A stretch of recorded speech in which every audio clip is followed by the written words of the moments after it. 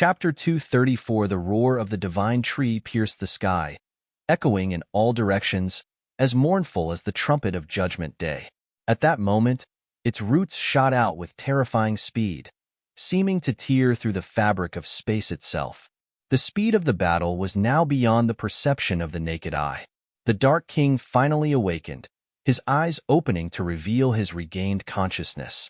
But damn, his situation was truly dire. He couldn't help but curse, "Damn it, this is really bad." Indeed, his warrior bear form had been blown away, even his dark essence had been torn apart in several places, and his mental strength had significantly diminished. Now, something was rushing toward him at an incredible speed. A drowsy entity like him couldn't see it clearly, only catching glimpses of diamond-hard roots slicing past him, then embedding fiercely into the ground behind him, creating a terrifying screech of metal. But wait, where was his physical form? Had it been shredded? His eyes were still there. Was he laughing? But his mouth kept cursing, "Damn it, you bastard." He hadn't finished cursing when a golden beam of light descended from the sky, striking his shattered form. It felt like pouring boiling water on a burn. Clearly, the divine tree wasn't giving him time to recover.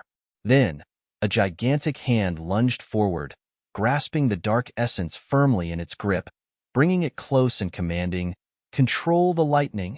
A terrifying bolt of lightning struck down from the sky, incinerating the Dark King with millions of volts. Surprisingly, despite his body continuously disintegrating, he still laughed. Did he have another trick up his sleeve? The place where the divine tree was executing the Dark King couldn't withstand the destructive force of the lightning and exploded, the blast reaching hundreds of meters high.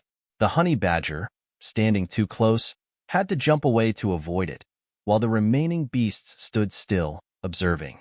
At this point, there was nothing they could do but watch. The honey badger, trying to get a clearer view, almost lost its life. The Dark King was now enveloped in a purple sphere, whispering, "How much longer?" The divine tree realized that no matter how they attacked him, he kept regenerating. Meanwhile, the divine tree's spiritual energy was depleting. The purple sphere turned out to be a resurrection skill. As expected, the Dark King rapidly regenerated, even sprouting a mouth to say, "This must be the first time you've pushed me this far, but what did I say? I said I would bring you despair." His face now truly resembled a demon, his voice dripping with mocking tones. He continued, "Aren't the beasts under your command supposed to be strong? But starting today, they will all belong to me." In the Dark King's mind, numerous system panels appeared as he crazily purchased skills. The divine tree looked on, worried. What the hell was he doing?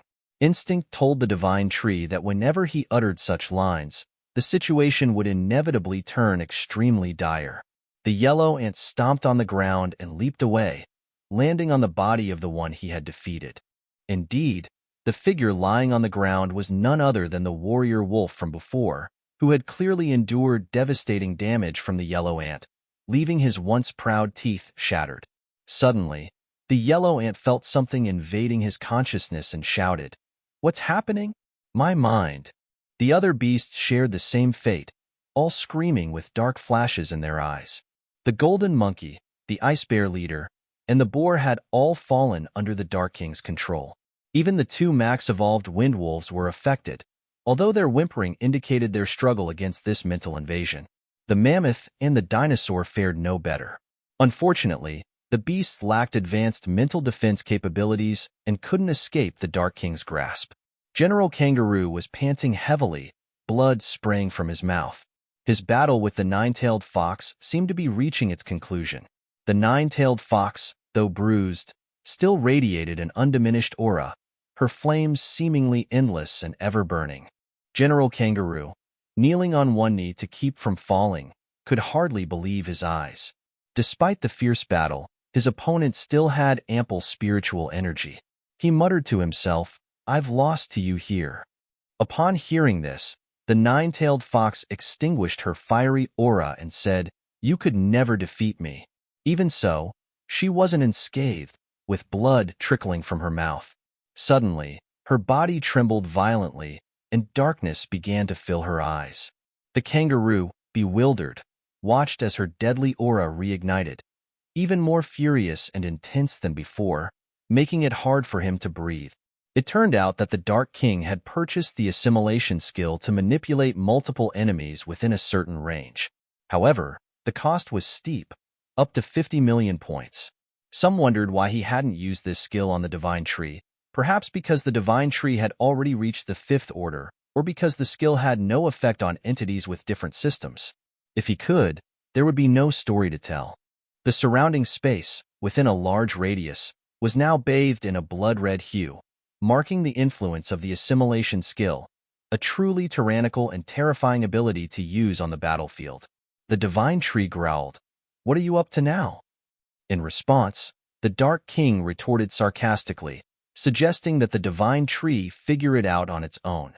The yellow ant stomped again, and the Divine Tree immediately sensed a killing intent directed at itself.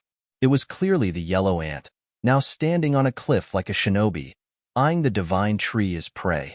The Divine Tree called out, "Yellow ant." But he did not respond, standing silently with a murderous aura emanating from him. Then the yellow ant took a running start, tearing the ground beneath him with his powerful leap, aiming his blade directly at the Divine Tree. However, the roots managed to block the attack just in time, sparks flying. With blood-red eyes, the yellow ant screamed, "Die!"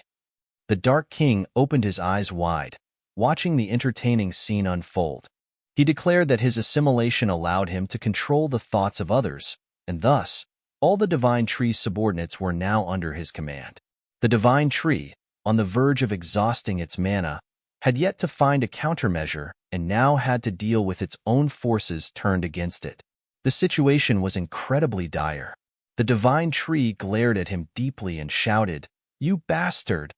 Immediately after, a stream of blazing fire shot towards it. It was the nine-tailed fox's flamethrower technique. Startled, the Divine Tree quickly erected an earth wall for defense. The Divine Tree realized that the nine-tailed fox's fire was superior to other flames, with a persistent burn and powerful bursts at the right moments, causing massive destruction. However, seeing the beloved subordinate's fire now causing it pain was heartbreaking.